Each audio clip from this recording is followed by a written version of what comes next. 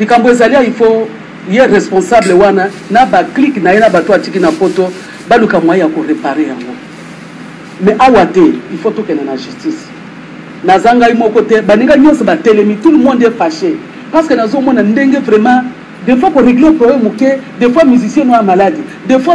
il faut que ndako senga ce n'est pas digne vraiment na ndenge vraiment to ebani partout nazamu to ko senga te nazamu to ko salisa ngai mais lelo makambo ko ma modèle à cause de ces enfants là naza d'accord te et na yango vraiment en tout cas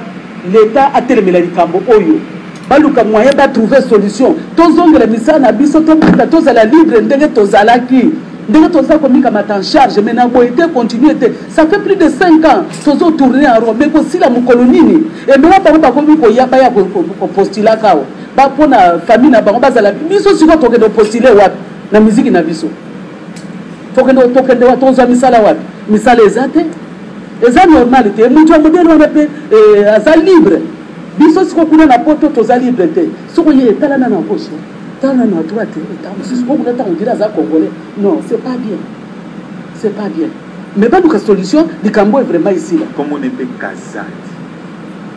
ataza kala la problème et donc parce que aza kaza yendo bazamu lu bala kola ngai non asali faute il faut vraiment en tout cas l'état telemela likambo ngo asali ataza kaza ataza chala vraiment en tout cas il y a beaucoup de dessus à makambo nyosote c'est bazaki business là za ko sala et siko po ko ka boya siko sala makambo na ye en insultant les gens il y a yebi ndenga même Congo sote tout kota dans la politique ayebi ndo ya sala Hassan ya onde moya okota siko banzela mususu ezaki. Merci maman Lilo Basuka en tout cas Lilo Basuka na lingi bino mingi bolimbisanga bandeko on mataki mingi bolimbisanga vraiment en tout cas na ndenge vraiment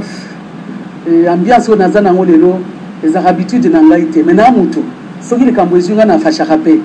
mais oye yeli biso bandeko za mawa mingi bo comprendre biso ba artiste mboka na biso bo tala modèle otokomi misala ezali susute ba invitaka biso lisusuté à cause ya bandeko na biso oyo bazako tia bakale libanda oyo bazali ko sala di n'importe quoi chef na bango Rex Kazadi na baninga ni lisusu nazako na yango to sengi na sengi baninga nanga nyonso ba musicien to telema to kena na justice et to porter muto yo plainte pour bako ko régler problème na biso to ba kozala libre ndenge to zala kikala okei ozongi o beti musique na yo o lesi po ya yo fa to zape na bana na famille na bakoko makambo nyonso mais to ba siko biso to kufaka ka boye